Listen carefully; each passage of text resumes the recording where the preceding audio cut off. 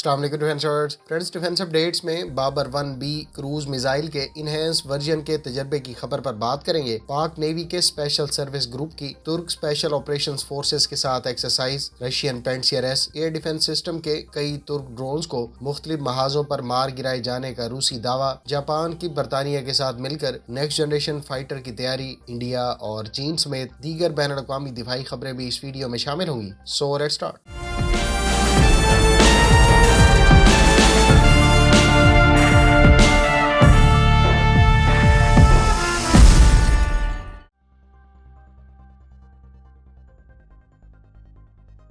پاکستان نے آج Babar 1B cruise missile کا کامیاب تجربہ کیا ہے۔ ISPR کے مطابق بابر 1B کے انہینس رینج ورژن کا یہ تجربہ تھا جس کی مزید تفصیلات فراہم نہیں کی گئی۔ یاد رہے کہ بابر کروز میزائل کی زیادہ رینج 700 کلومیٹر بتائی گئی ہے۔ یقینی طور پر حالیہ میزائل اس سے زیادہ رینج کا حامل ہوگا۔ واضح رہے کہ اس گراؤنڈ لانچ کروز میزائل میں زمین سے زمین اور زمین سے سمندر میں اہداف کو نشانہ بنانے کی صلاحیت موجود ہے۔ اس سال فروری میں اس کے 1A ورژن کو ٹیسٹ کیا گیا تھا جس کی رینج 450 کلومیٹر بتائی گئی تھی۔ واضح رہے کہ بابر کا ایک سب مرین لانچ ورژن بھی موجود ہے، جبکہ شپ لانچ ورژن جس کو حربہ میزائل کہا جاتا ہے وہ بھی مبینہ طور پر اسی بابر کروز میزائل کا ہی ورژن ہے۔ بابر کروز میزائل 2010 سے آپریشنل ہے اور اس میں ٹربو جیٹ انجن کا استعمال کیا گیا ہے۔ اس میزائل کو روایتی اور نیوکلیئر دونوں وار ہیڈ سے لیس کیا جا سکتا ہے۔ اس کے موجودہ ٹیسٹ کی ٹائمنگ خاصی اہم ہے کیونکہ انڈیا آج روس سے حاصل کردہ S-400 ایئر ڈیفنس سسٹم کی بیٹریز پاکستان کے ساتھ ملحقہ بارڈر پر ڈپلائی کر رہا ہے، جبکہ بابر کروز میزائل کے بارے میں کہا جاتا ہے کہ یہ S-400 ایئر ڈیفنس سسٹم کے توڑ میں سے ایک ہے جس میں stand off weapons, multiple rocket launch systems, long range air launch cruise missile قابل ذکر ہیں۔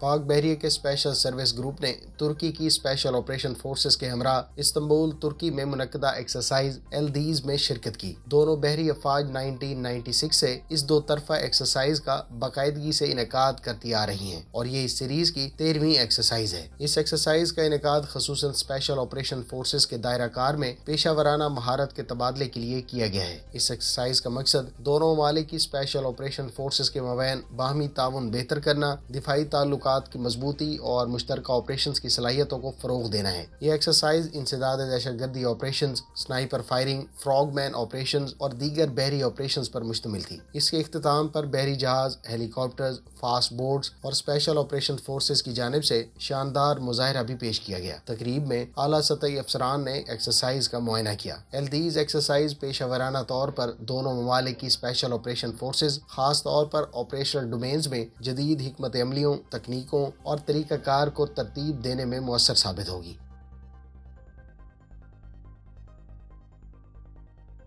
چین نے اپنے upgraded J-15 ship borne fighter jet کو ریویل کر دیا ہے۔ اس طیارے میں missile pylons, infrared search and track, AESA radar اور کیٹاپلٹ لانچ سسٹم سے ایئر کرافٹ کیریئر پر آپریٹ کرنے جیسی صلاحیتوں کا اضافہ کیا گیا ہے۔ اس upgraded carrier borne fighter jet کے بارے میں چین کے گلوبل ٹائمز کا کہنا ہے کہ اس نے ٹیسٹ فلائٹ مکمل کر لی ہے۔ حکام کی طرف سے کہا گیا ہے کہ یہ طیارہ سکی جمپ استعمال کرنے والی موجودہ ایئر کرافٹ کیریئر کے علاوہ نئی کیٹاپلٹ لانچ سسٹم سے لیس ایئر کرافٹ کیریئر شین ڈونگ سے بھی آپریٹ کیا جا سکے گا۔ تصویر میں دیکھا جا سکتا ہے کہ اپ گریڈڈ J-15 میں ونگ ٹپ پائلن موجود ہے جیسا کہ ہمیں J-16 پر دیکھنے کو ملتا ہے۔ اسی طرح سے اس پر PL-10 air to air missile کو بھی کیری کیا جا سکے گا۔ اس سے پہلے یہ PL-8 کو لانچ کر سکتا تھا۔ انفرارڈ سرچ اینڈ ٹریک کے علاوہ ونگز کے فرنٹ میں کیے جانے والا بدلاؤ سے بھی ایویونکس میں بہتری لائی گئی ہے۔ اسی طرح سے اس پر ایڈوانس ایکٹیو الیکٹرانیکلی اسکینڈ ارے ریڈار کا لیٹسٹ ورژن نصب کیا گیا ہے جو اس طیارے کو چین کے اب تک کے most advanced PL-15 air to air missile کو استعمال کرنے کی صلاحیت دے گا۔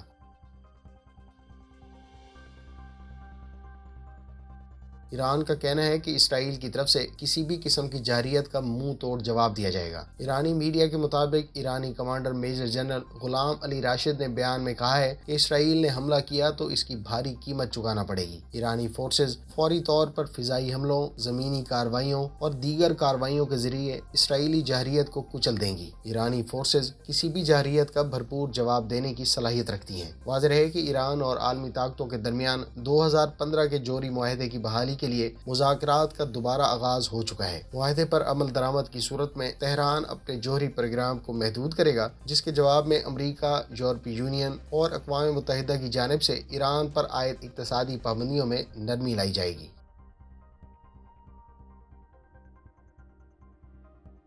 سعودی وزیر خارجہ شہزادہ فیصل بن فرحان نے پاک فوج کے army chief general Qamar Javed Bajwa سے ملاقات کی۔ پاکستان فوج کے شعبہ تعلقات عامہ یعنی ISPR کی جانب سے جاری ہونے والے بیان کے مطابق اتوار کے روز ہونے والی اس ملاقات میں باہمی دلچسپی کے امور، علاقائی سلامتی، افغانستان کی موجودہ صورتحال اور دو طرفہ دفاعی تعلقات پر تبادلہ خیال کیا گیا۔ جنرل قمر جاوید باجوہ نے کہا ہے کہ OIC کا یہ غیر معمولی اجلاس بین الاقوامی کوششوں کو آگے بڑھانے اور افغانستان کو بڑھتے ہوئے سیکیورٹی اور انسانی بحرانوں سے بچانے کے لیے انتہائی اہم ثابت ہوا ہے۔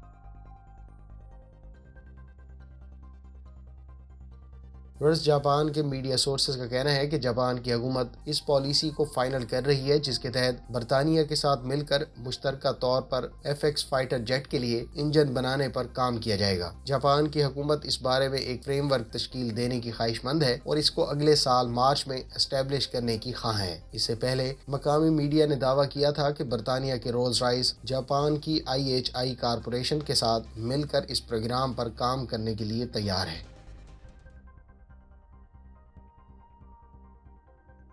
جرمنی نے مصر کے لیے 16 surface to air missile batteries کی منظوری دے دی ہے۔ مصر اس ڈیل کے تحت جرمنی سے 10 IRIS-T SLM اور 6 IRS-T SLS بیٹریز خرید رہا ہے۔ ان دونوں ایئر ڈیفنس سسٹمز کی رینج بالترتیب 40 اور 12 کلومیٹر ہے۔ یہ سسٹمز 20 سے لے کر 30 کلومیٹر کی بلندی پر تھریٹس کو انٹرسیپٹ کر سکتے ہیں۔ اس سسٹم کو امیجنگ انفرارڈ سیکر سے اکوپ کیا گیا ہے جو اس کو ہائی ایکوریسی اور ہر طرح کے severe electronic counter measure environment میں کامیاب بناتی ہے۔ اس کے میزائل میں تھرسٹ ویکٹر کنٹرول صلاحیت کے ساتھ سالڈ فیول موٹر کا استعمال کیا گیا ہے جو اس کو ہائیلی منووریبل ٹارگیٹس کو انگیج کرنے کی صلاحیت دیتی ہے۔ یہ سسٹم سوائے بیلسٹک میزائلز کے راکٹس، کروز میزائل، ڈرونز اور ہیلی کاپٹرز کے علاوہ ایئر کرافٹس کو انٹرسیپٹ کرنے میں کارآمد ہے۔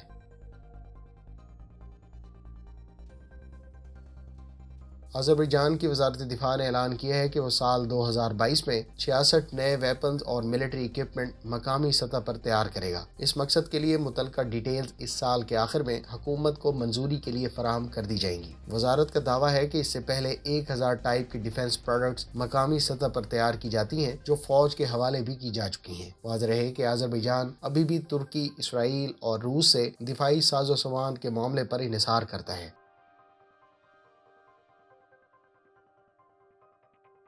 امریکی وزارت دفاع نے آسٹریلیا کے لیے $108 ملین کے ہیل فائر میزائل کی سیلز کی منظوری دے دی ہے۔ ڈیل کے تحت امریکہ آسٹریلیا کو 800 AGM-114R2 میزائل فراہم کرے گا۔ خیال رہے کہ آسٹریلیا پہلے ہی امریکہ سے $4.5 ارب کی لاگت سے 29 اپاچی ہیلی کاپٹرز آرڈر کر چکا ہے اور یہ میزائل ممکنہ طور پر ان ہیلی کاپٹرز کے لیے ایکوائر کیے گئے ہیں۔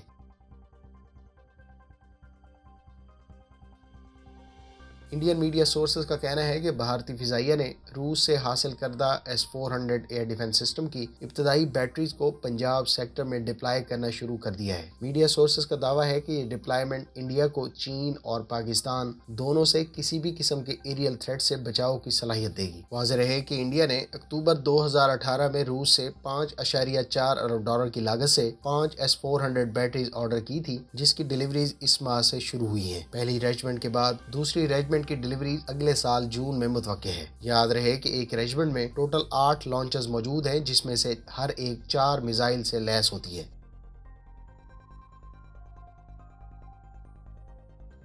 کوریا کی research institute for defence technology کا کہنا ہے کہ ساؤتھ کوریا گزشتہ 5 سالوں یعنی 2016 سے 2021 کے دوران دنیا کا 9واں ڈیفنس ایکسپورٹر بن گیا ہے۔ سال 2021 میں جنوبی کوریا نے دنیا بھر کی ڈیفنس ایکسپورٹس کا 2.7% شیئر حاصل کیا۔ واضح رہے کہ ساؤتھ کوریا نے چند روز پہلے آسٹریلیا کے ساتھ $700 ملین سے زائد مالیت کا معاہدہ طے کیا ہے۔ اس کے علاوہ ساؤتھ کوریا مصر کو ہائٹزر فروخت کرنے جبکہ $3.5 ارب کی ڈیل کے تحت UAE کو MSAM فروخت کرنے کی ڈیل طے کرنے کے قریب ہے۔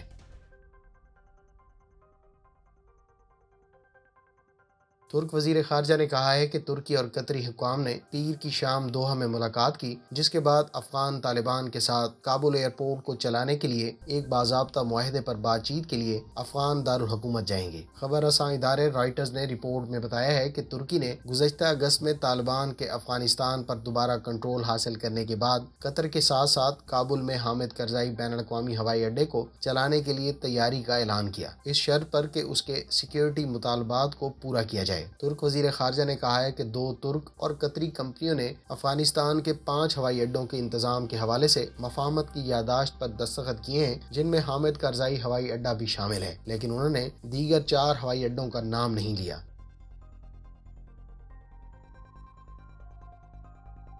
فرینڈز، روس کے رشیا 1 ٹی وی چینل کا دعویٰ ہے کہ روس کے PANTSIR-S ایئر ڈیفنس سسٹم نے لیبیا اور شام کے محاذ پر 40 سے زائد ترک ڈرونز مار گرائے۔ ان ڈرونز میں TB2 اور انکٹ ڈرونز مار گرانے کا دعویٰ کیا گیا ہے۔ چینل نے اپنی رپورٹ میں ایک TB2 ڈرون کا ملبہ بھی دکھایا ہے، جس کو مبینہ طور پر شام کی فضائی حدود میں گرایا گیا تھا۔ واضح ہے کہ 2011 میں روس کی جانب سے 36 PANTSIR-S1 anti year craft missile اور گن سسٹم شام کو فراہم کیے گئے تھے۔